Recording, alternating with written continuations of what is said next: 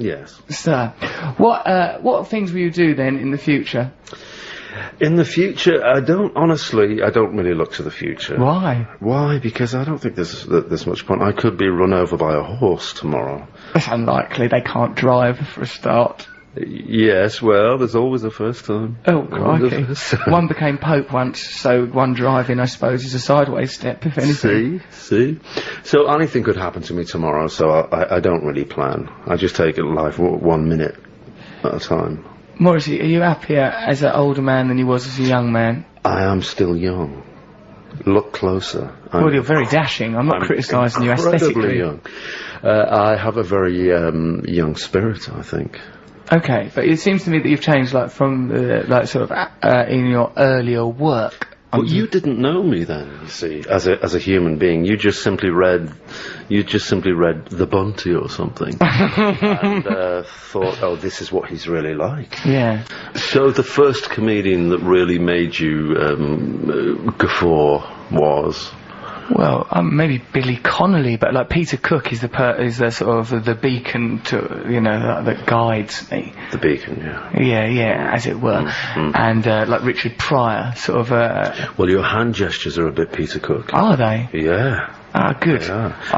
But you knew that, really. Well, I suppose so. Yeah, it's an affectation. Yes. It's a learned behaviour. Because he was always pointing to something that was slightly left of centre. Yes, right. Cerebrally and artistically, you were always pointing to the left of centre. Yes, I suppose he was. Yes. Guess what I do and all? I swish microphone cables about in an onstage homage to you. Well, that's really nice. Thanks. That's really nice. I thought you should know. Guess what? I've got to ask you as many more questions as you yourself will permit, because otherwise people will go, you interviewed Morrissey and you didn't shut up. But it's nerves a little bit. Yeah. So come on, let's ask some actual proper questions. So you do actually have nerves occasionally? I do, yeah. Well, then why do you do it then? I mean, why do you walk on and take all this on and all these people and all this insanity? I mean, surely you think there's an easier life and you could go back to Romford or Grays or Chelmsford and just be a homeless person. I mean, it's an attractive option, Morrissey. Well, it's in the future. I look forward to sleeping by some bins in Basildon in the future. I suppose because it's the only thing that makes me happy. It's the only time that life... So I find life a bit of a pain in the arse and a bit difficult. And like when I'm performing, I think it's manageable. I think it's beautiful. I'm released from myself. I feel unshackled and I feel part of a larger whole. And how many CSEs did you get at school? I was not rewarded any CSEs.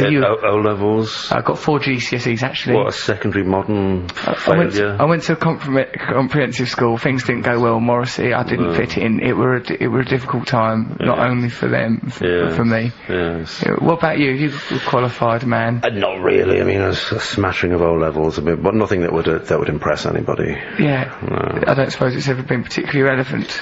I don't think it's relevant to anybody.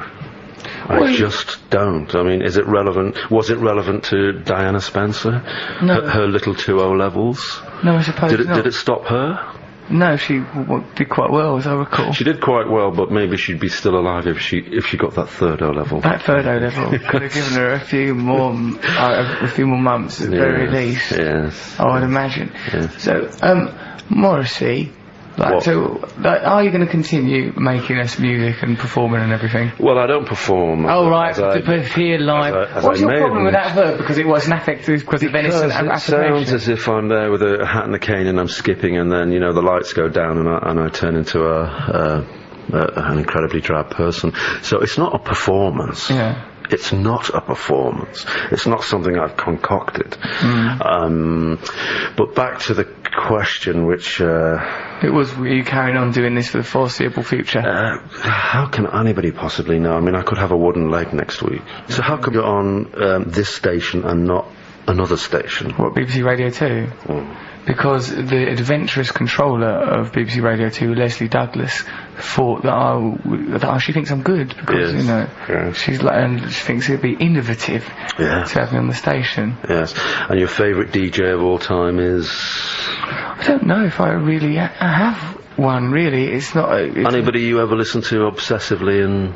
No. No. No, there is not. There are not any. Like, I was all grew up watching TV. I was raised by television, particularly, to tell you the truth. But you were a problem child. Yeah, very much. Yeah, and that's all over now. Do you think so? No, that was a question. Oh, well, I mean, sometimes it's difficult to relinquish. Sometimes it's hard to let go of those problems, the things that define you. Yes. Don't you find that? Yes, I do. I think the child stays within us. And that's quite nice, really. I mean, it's embarrassing when you're 28, 29, 30, but then when you're beyond the 40 threshold, you think it's very nice. And you're quite happy to be as you are. And you reach a take it or leave it stage. Take me or leave me stage. And that's where I am. So you have accepted yourself? Yes. Good. I'm glad that you have. Are you living in Europe still? Still in Europe. I live just anywhere. What, Jennifer, where do I live? The first contribution Jennifer's made to this interview is to utter the word nowhere. Yes, I think you should put heavy reverb on that. And will sound like an address from the Lord himself by the time we finish with it. Yes. It will sound like an enunciation from Mount Sinai. If you have a bad dream, that word will be in it. So what do you watch on television? Well, I like American comedy, like Curb Your Enthusiasm, stuff like that. I like Jonathan Ross's television programme. Mostly he's comedy. not American. Well, okay, you've pointed out an obvious flaw in my argument. Arrested Development. What do you watch on television? Not that much, really. Why? Why? Because I think most of it is terrible. Think it's what's wrong with it? I don't know. I quite like Emmerdale sometimes. What do you like Emmerdale for? Well, it's brief, and you don't really have to think too much. Right, it's just easily accessible. Did you ever see when you were really small, in the early 80s, about 80, 81, Wood and Walters? I know. Oh, Victoria Wood. Yeah. But before she was as seen on TV and Victoria Wood and blah blah blah blah, she was Wood and Walters. I have. Did you ever see incarnation? But did you ever see those? There was about 12 episodes. I don't recall them, Morrissey. Very, very, very revolutionary. Why? Because I think they changed British comedy completely for not just for women, but for men as well. Really? Yeah. How so? Well, because they were completely different, very intelligent, and it seemed to be a different kind of humour that hadn't been on television before. A different way of thinking, a different way of telling a joke, and a different way of being silly. And so she was very, very unique, I thought. And that programme, that show, however you wish to term it, I think changed everything. Victoria Wood is she reminds me of her writing, at least reminds me of Alan Bennett's writing. Oh yeah, well she was hugely influenced by him. Yeah. And I mean, did you see his plays in the late 70s on television? I mean, I know you were really tiny and you were running around listening to Mud, etc. But did you see the early Alan Bennett stuff? What sort of thing? I'm Afraid of Virginia Woolf. Say Something Happened. No. Very, very original, very funny, very northern, very deadpan, gallows humour. Why are you drawn to that sort of stuff? Because I'm northern. Yeah. I was born in central Manchester, and so I understand the whole idea of lack of choice and the humour in lack of choice. Lack of choice? Yeah, in everything. And I think it brings out the best and the worst. What do you mean by this lack of choice, Morrissey? Well, think about it. Manchester, the 60s, the 70s. I mean, it really is. In Manchester, it really still was 1945. And there wasn't much hope for people. And that's why so much interesting music has come from Manchester. Right. Because you're forced inwards. You don't go to the beach. You don't ski.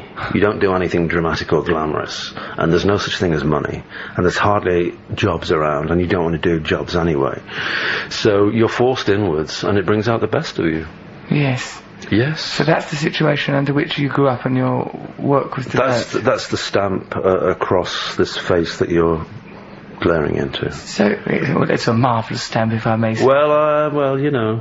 How come then that you was like, just so is that why you were drawn to New York Dolls and things like that? Well, I was drawn to them because the songs were fantastic, and at that period in 1973 they were just like